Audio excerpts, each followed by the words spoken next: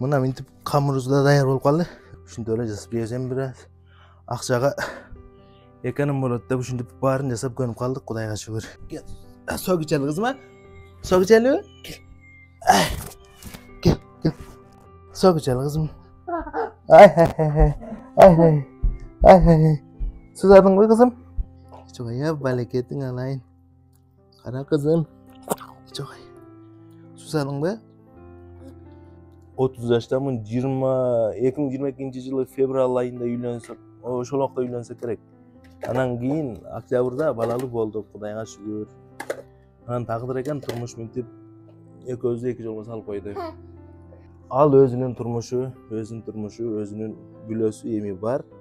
А мен кыз менен калдым. Спорт менен машыгып жүргөндөн кийин таштап койбой үйдөн да бир аз аракет кылып көтөрүп андай мындай кылалы деп аракет кылып турабыз да.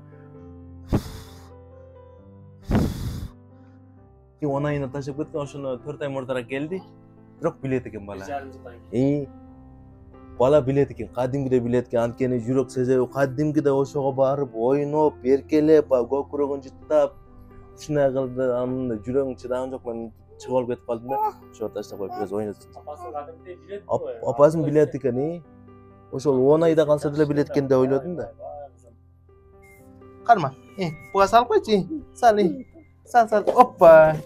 Эми? Бул экен, кызым, сал. Кара.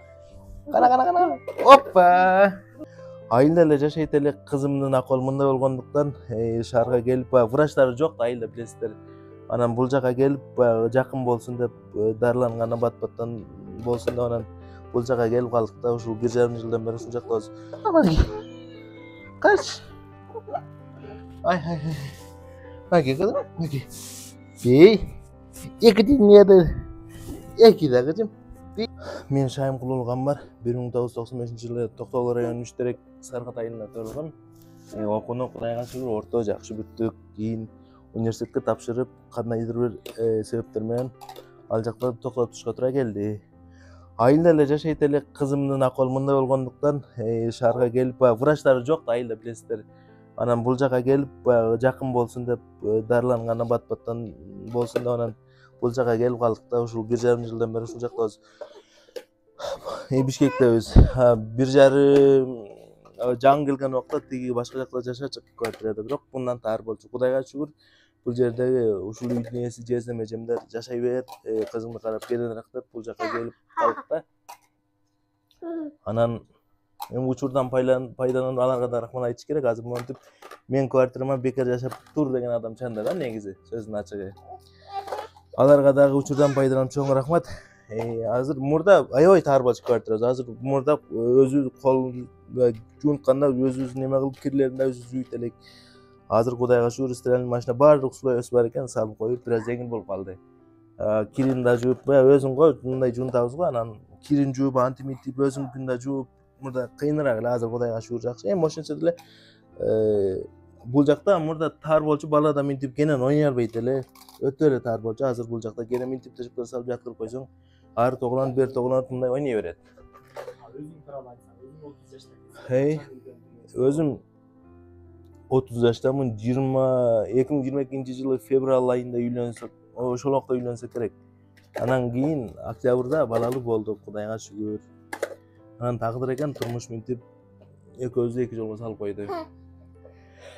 Эми андай мындай деп деле мунун апасына эч кандай таарынычым жок. Баягы Кудай тагдырган эмнени жазса ортодо гана көрөт экенбиз. Эми кимдир бирөөлөр ортодо баягы бузуку телефон болуп, мындай чагымчылар болду, жок эмес болду. Бирок эч кандай мунун апасына таарынычым деле жок, мындай өксүүм деле жок. Кудайга шүгүр. Баягы мунун апасын жаман дебейм, баягы кандай болсо да кызымдын апасы, баягы кызымдын апасы катары сыйлайм, урматтайм. Алдын өзүнө да айткам, каалаган убакта келип көрүп, андай мындай кылып турсаң болот деген. Просто кызым менде калат деп мен берген эмесмин, кызымда болгон ошол. Анан таң алганым, кээ бир эркектерге таң калам да, баягы кетип калгандан кийин аял бала чакасы кеткенден кантип кабар албайт, кандай жөн жүрө берет. Мага ушул күнгө чейин табышмак да. Мындай мен ойлойм да, аларда мындай жүрөк жокпу, же терминатор балардын жүрөгү депчи. Анан мен болгон айттым, кызым менде калат, ошол кызым men ayttım жашайм десең жашайлы. Kız mağa gerek, kız meniki. Bırak ketsen men kızımды berбейм. Eger ketsen kızды taşaysың деп gana aytkam. Bırak ketip atkanda hiç kanday aga запрет koygan emesmin. Kaalagан убакта gelip görüp, kaalagан убакta gelip saçın tarkasakың bolot деп aytkam.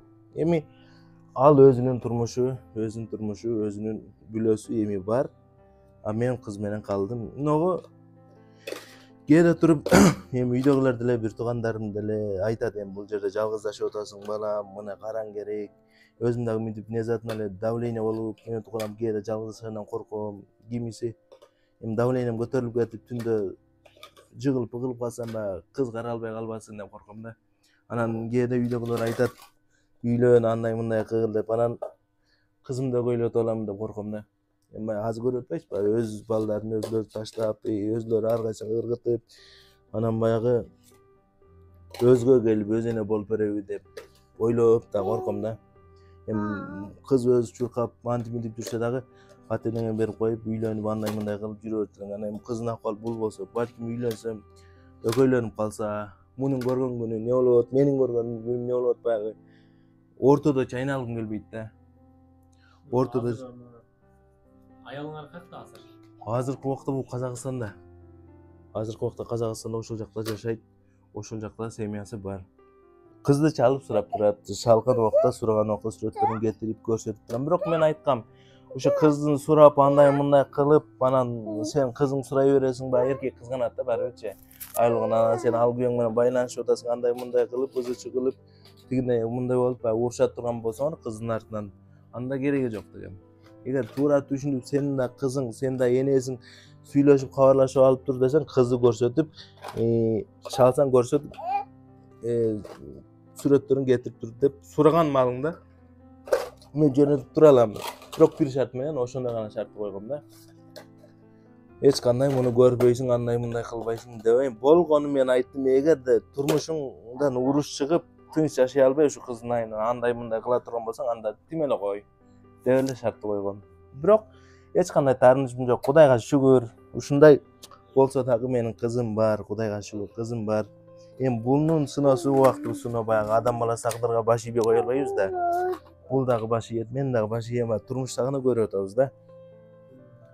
Бул кызыңарга эмне деген диагноз коюлду? Канча жаштан баштап ушинтип калды? Азыр канча жаш? Азыр бул кызым 2,5 жаштан өтүп калды. Аты Муфида. 2,5 жаш болуп калды. Бул эме болгон да, бул боюнда бар кезде апарасы угроза болуп ооруй берген да. Анан 3-4 3-үнчү жолу больницага барганда түшө турган болуп калган да. Анан муну сактап калыш үчүн колдон келген нерсени кылыңыздар деп мен сурангам да. Не болсо укол дары болсо да бериңиздер. Анткени сен атасың ба, биринчи жолу күтүп атасың. Кандай болсо да күтөсүң да баары бир. Сактап калыңыздар деп мен сурангам. 2-3 жолу угрозалуу ошокто жаткандан кийин анан биздин алып жетпей деп шаарга жөнөткөн. Ошол шаардан врачтардын көзөмөлүнө болуп, анан 8 айлык кесарево жолу менен төрөлүп калган. Кийин берен төрөлүп чыккандан кийин баары жакшы болчу, текшертип, тиги бу кылып бүт эле жакшы болуп чыккан. Анан кийин 6 айдан кийин билди. Ага чейин движение кылып, чурка, эмитип жөрмөлөйүн деп кадимкидей эле аракет кылчу. Анан бара 6 айдан кийин кетти. Кийин 6 айдан өтүп, шаарга келип бу жалга текшертсек, мозговой ДЦП деп койду. Мозговой ДЦП бул сөзгө түшүнбөйт, бул ушул менен калат. Муну акыл эсте толук болбойт деп койгон да. Аябай мындай кыжаалат болуп, баягы өзүмдү да таштап ушинтип койдум да. Аябай ойлонуп, баягы бул эми баланыкы ата-энеге катты жеткен. Особенно мага аябай катты тийди. Анан ал жерде деле бир айча эле лечение кылдык, бирок аерден эч кандай действие болгон жок. Такыр действие болгон жок. Анан муну Instagram'дан Турабеков деп чыгып калат, көрсөңүздөр керек. Анан ошонун консультациясына жазылып, ошонун назначениясын алып, тиги дарыларын алгандан кийин алардын өзүнчө эме тапшырсак, алар айтты, железо дефицитный анемиянын оор түрү деп ошентти да. Анан бул жанагы кандагы D3, кальций, B12 деген витаминдер жок экен да, каны критикалык деңгээлде аз деп айткан. Ошондон кийин мурда чыккан тишин өргөн, ал ошонун назначениясын алып, дарыларын алып бергенден бери Кудайга шүгүр, чачтары толук чыкты. Мурда чачтары да жок эле. Муну сал кызым. Муну сал. Çaçlar dagы жок эле, тиштер да сынып эле токтоп калды. Эми мурда аппетити да жок болчу. Анан ошону неме кылгандан бери Кудайга шүгүр жакшы. Эми бул врач жана массажисттердин айтымы боюнча жана острый гипертонус дейт да. Биз о массажда кечире калып калдык, ушул күнгө чейин алып келип атабыз, бирок көп убакка бассейн керек дейт. Бассейн керек дейт, эльфка керек дейт. Муну берейинби кызым? Ай, мынакей. Анакей. Мына дейт, э? Ай. Ошентип баягы мунун ичип аткан дарылары, семенстери дагы бул четтен келет. Баягы Кыргызстанда жок. Ошончо баягы өзүм буттан пейин салган менен кызымды да чыгарып тургам, ошо менен анан кээде жашайбыз да негизи. Анан бул дары дармектердин тиги буларда өтө чоң суммада акча керек болгондуктан ушинтип элге кайрылышка туура келип калды. Өзүң Буттан ДЦП. Буттан. Жазылбайт Районный басабыз. Кудайга шүгүр баардык эле ишти кылабыз. Эми бул кызым басып антимитип өзү менен өзү болуп калса дагы мындай арендага деле машина алып болсо деле мындай азыр доставка тиги буда кылып иштей берет элем. Кызым өзү менен өзү отуруп басып ушинтип калса мындай жанагы автокресло алып туруп эле артка салып мындай кылып мал менен жумуш кылып жүрө берет элем. Азыр муну караганга дагы адам жок да. Тиги 9 бир тууган уулубуз мен, төртөөбүз гана өзүбүз менен өзүбүз болуп турмушубузду алып кеткенибиз менен 5өө ата-энемдин карамагында. Алардын эми алган айлыгы экөөнүкү биригип 30 миңге чыкса чыкпаса жок. Ата-энем ошол айылда, апам повар, атам совхоз мектепте. Анан аларды дагы мынтип неме кылбай, өзүм эле аракет кылайын деп анан бул жака алып баса бергеним ошол болчу. Анткени Кудай кимдин башына кандай сыноо салса, ошону адам өзү эле көтөрөт экен. Башка эч ким эч качан көтөрүшө албайт экен. Эми ата-энең деле карап турбайт, колдон тапканын берип, продуктун салып, каникул боло калган убакта 3 күнгө келе калып, муну көрүп, неме кылып турушат. Атам деле айлыгынан 5-6 миңден бекитип берип, арттырып берип, апам деле ушинтип продукт салып турат ай сайын. Инилерим келип турат. Алар дагы иштеген убакта майда шүйдө продукт улап келип берип турат. Учурдан пайдаланып, ошол күндөн мен шаарга келген күндөн баштап мындай жардам берип, каарлашып жүргөн бир аке бар. Мыякта Аскар деген аке бар, учурдан пайдаланып рахмат айтыш керек. Бир эже бар, бир Алтынбек деген аке бар. Ошо массажын алып чыгып кетет убакта көрүшүп, ошондон бери ай сайын 5 миңден 6 миңден кылып акча салып коет, кызыңа керек деп алам деп. Бир эженин мындай билбейм аты жөнүн өзүндө көргөн эмесмин, ал да кээде салып коет. Анан Аскар деген аке Орозодон бери тааныйм. Ошол аке да келип өтүп тиги бул кече жакында эле продукт кылып, майда шүйдө кылып келип кетти. Учурдан пайдаланып ыраазычылык айтасыз. Учурда тургандагы адамдар бар. Учурдан пайдаланып рахмат айтыш керек. Ушул кызга ата дагы, апа дагы болуп аткан өзүңүз турбайсыз. Ооба, ушул кызга ата да баягы сыртка чыгып ата болосуң, үйгө кирип апа болосуң, бул менен ойнойсуң, муну жуунтасың, тарантасың, камыр жүрүйсүң, нан кыласың. Ушундай эле жумуш. Баягы кээде туруп мына карасаң, сураганды Кудайдан бөлөк эч ким жакшы көрбөйт да. Кээ бирөө түшүнүп көрүп турса дагы ар кандай сөз айтып, жаман кылып уза кылып коюшат. Эми сен ушундайсың, эми сен өмүр бою ушинтип өтөсүң, андай мындай баягы. Өзүң эле жакын эле санаштарың эле айтып коет аны. Душман алсан издебе дейт го. Эми мен ошондукендерге айтам, баягы Кудай башка салбасын деп коем да.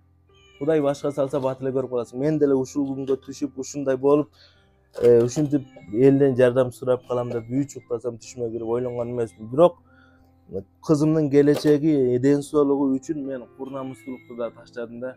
Бардыгына макул болуп, мага утуш ушу кызым жакшы болуп кетсе, айыгып кетсе, өзү менен өзү болуп кетсе, мага ошол чоң жеңиш да. Сизге азыр кандай жардам керек турат? Мага азыр жардамы ошол акча каражатынан жардам керек. Анткени могу ичип аткан дары, витаминдери өтө кымбатка турат. Ичип аткан семестери да Россиядан келет, дарылар четтен келет. Анан муну колдон келсе Турцияга алып кеткиле деген да. Анан Турцияга алып кеткенге деле шартыбыз жок азыр. Балким болуп калса алып барабыз. Эми гарантияны Кудай берет. Анан биз аракетин кылып көрө бериш керек да. Балким Турцияга барса канча бакыт берип бердиби? Бу аракет кылыш эми бияктан деле аракет кылса жанагы атайын ушундайлар дарылай турган центрлер бар экен. Бирок өтө кымбат болот экен да. Бир личине кылдырганда 200-300 миң сом кетип калат. Анан эми ошо аракетин кыла берсек, балким муну басат деши, баспайт деген жок. Просто биз массажына кеч калдык. kechiraq başlap kaldık da. Azır mınağı 4-5 yaşka çeyin hareket kılsak, mınağı nevropatologlarga görсөсөк, mınağılar tırışkanları жазылsa, bayağı bölmenin butlarını sunup kalsa, mına bayqap etpesler. Basıp ketет da, basbayt emas, basıp ketет, biroq yüzümü yok, tınımı yok, lечениялар болуш керек дейт да. Леченияга акча керек болот да. Lеченияга өтө чоң суммада акча керек да. Канча керек болот? Менин жеке божомомдо 1,5 миллион, 2 миллион болса, мындай 1 жылга үзбөй жеткирсе болот. 1 жыл үзбөй лечения кылдырып, андай мындай кылсак, мен ойлойм, Кудайга шүгүр, Кудай шифасын берсе, жакшы болуп кетсе керек деп ойлойм да. Денесин токтотуп өзү менен өзү эле басып кетсе, мен башка эч кимден эчтеке сурабайт элем. Наоборот, алгандардын катарында эмес, бергендердин катарында мен да болот элем да. Ошо азыр 1,5 жыл болду ишке келгениңизде, врачтарга көргөзүп, массаж алгандан кийин жылыш барбы? Жылыш бар. Мурда аябай тырышып турчу, мына бирдеке кармап, бияктарга салып ойнай албайт эле да. Анакей, кана. Ай, эмне кылайын кызым? Азыр ойноп, баарын түшүнүп калды. Байкап атасыз го. Баарын түшүнүп ойноп калды. Ай, эмне кылайын кызым? Көрдүңүзбү? Памперстерди өзүңөр алмаштырып, Бүт өзүбүз кылабыз, эч кандай неме кылбайбыз. Бирөө келип каралашпайт. Ай. Кай. Манакей кызым, манакей. Карачы. Муну карма. Муну, манакей. Ай, манакей. Бул өзүбүз жеген эле тамактардан дагы беребиз. Анан дополнительный түрлүү тамактарды дагы кылып беребиз. Азыр мынтип бираз тамак кылып койгон элек. Азыр ошондон дагы берип, анын курсагын тойгузуп коём анан. Аштырбай, буну ким жасады? Муну өзүбүз жасадык. Өзүң жасайсың. Bunun bарын баягы эркек киши колунан келбейт деген нерсе жок да. Кудай башка салбасын, бирок Кудай башка салып койсо, эркек да кылып көнөт экен да. Анткени биз да кылып көнүп калдык. Мына азыр Аллага ушинтип курсагын тойгузабыз, ойнотобуз, ой менен болобуз. Эми 24 саат ошо менен биз жуунтабыз, кирин жуйбуз, камыр кылып, нам бышырган учурларыбыз болот. Өзүң эле нам бышырасың. Өзүбүз эле. Тамакты кайсы улуттан тамактарды жакшы жасайсың? Эми азыр плов, лагман колуман не келсе жасай берем да баягы.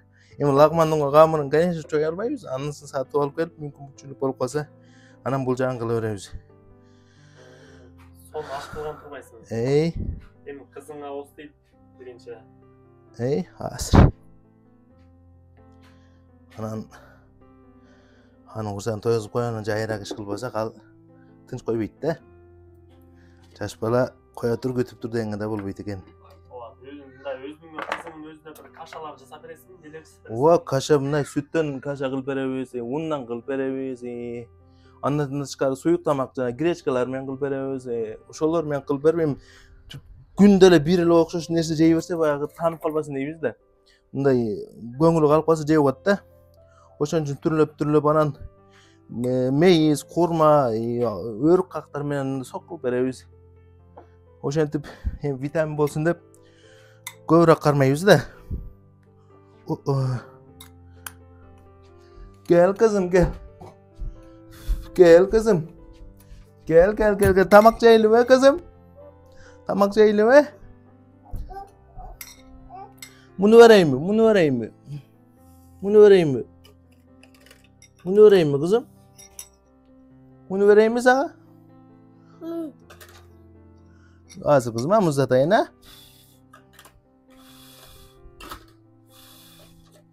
Hazır kızım.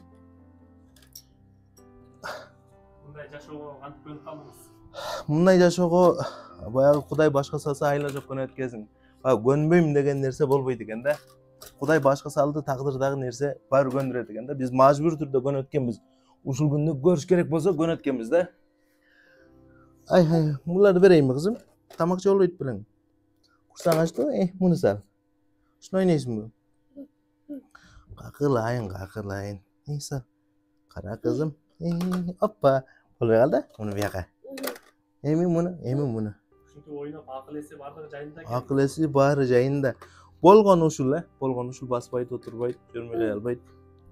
Калганы бардыгына каба денесин токтото албайт. Калганын бардыгына мынтип кабагын бүркөп сүйлөп койсоң да билет. Жашынакай сүйлө деп ыйлайт да, кайра тогурунуп. Же өзүмү. Же тамак. Кая кызым? Же өзүмү кызым? Jebeysinmi? Tamak jebeysinmi kızım? Saat okşayt tamam. Ne mo ıslıkta köp jey albayt okşayt suusap. Su vereyinmi kızım? Anda sen turup tur ha, men başka iş kılıp kelayin ha? Bu yerде turup tur kızım. Oho. Manakey kızım. Manakey. Ha bulardı salçı kızım. Mana bulardı sal iyi.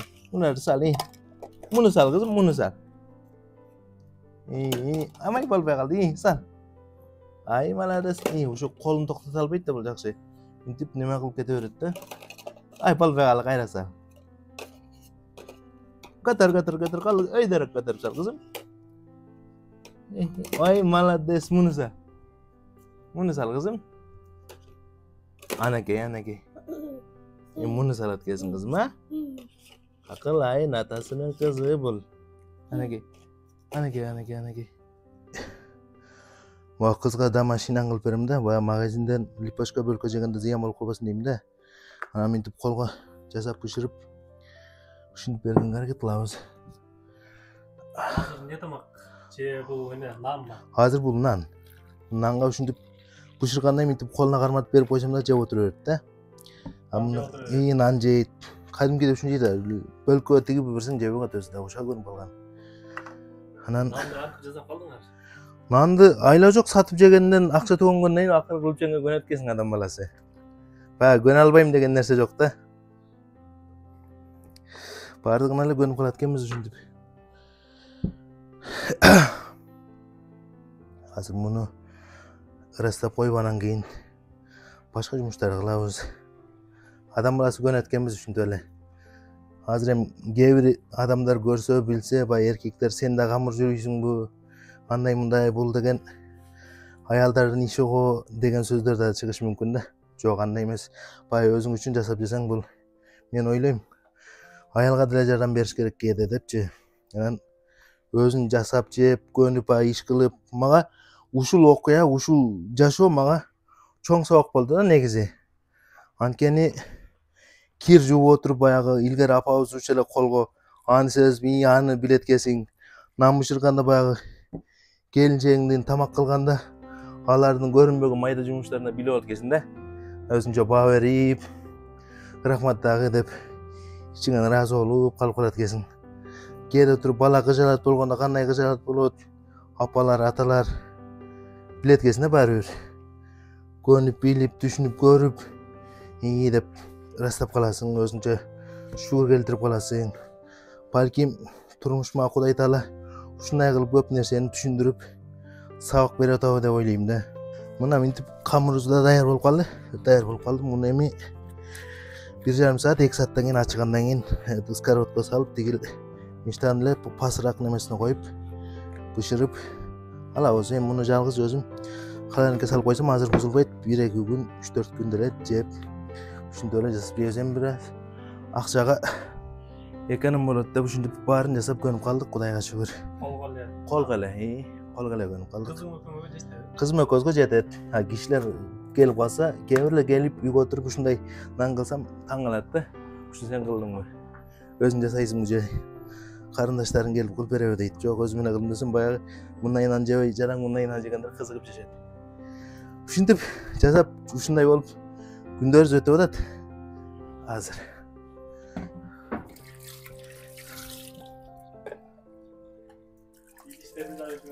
бүт өзүбүз жуйбуз. Тамак ашты өзүбүз кылабыз. Өзүбүз жууп, мындай үйүңө конок келбесе дагы Кудайдын периштелери кире тургандай тазараак бол дейт го. Мүмкүн болушунча бул эми тазалык бул шарияттан да. Анан тазараак болушка аракет кылабыз мүмкүн болушунча. Азыр буюрса. Мыналарды ырастап бүтүп алалы.